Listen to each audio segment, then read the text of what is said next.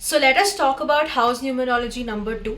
Before we actually understand whether the house number 2 is lucky or not, let us first understand the attributes that are associated with the number 2. When you understand number 2 in detail, it is associated with the planet Moon.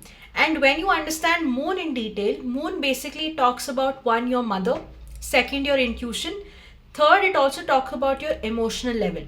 So people either who have a 2 as a lucky number or who stay in a house that is 2 or the numbers added of their house equals to 2. One thing that you'll be able to see is all the people in the house are extremely either emotional. More than sensitive, I'd rather say they're very emotional.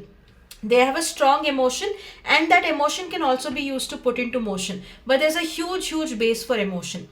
These people living in the house can also be seen being very humble, being very good listeners, and most importantly, when they have an emotion behind something, they always make sure they run behind it. The reason why I say this is emotion, when you talk about it, is not just related to a relationship or like how you feel about a person. The emotion can be dealing with how they're emoted to a kind of passion driven project they're working on. It can be driven to something that they're looking forward to doing, even if it is, taking a risk and getting something done. The emotion behind it plays a very important role for them. So most of the times you will see that these people, since they're humble, they're emotional, and they are very good listeners, you have a lot of female people around them or surrounding them whenever they are there.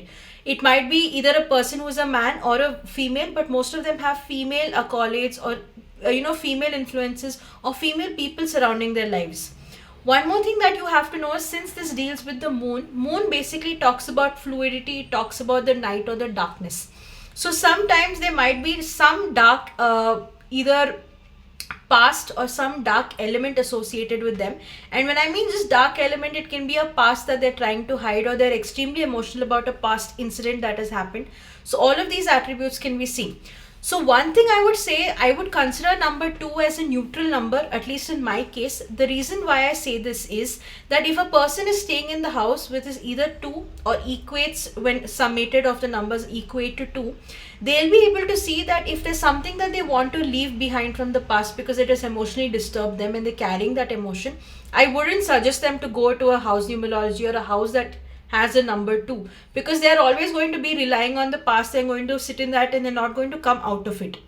But if you have a project in mind or some goal in mind, and you have an emotional behind it and you want to make sure it succeeds, make sure that cases I would suggest it is a positive attitude, because you can shift into that house and these energies would be given more push. And what would happen is the entire emotion would be focused on getting that goal done, and this can be goal oriented thing also, and you're going to be very humble about it and very calm about it, but still very emotional in reaching that goal. So in this way it can be a positive trait.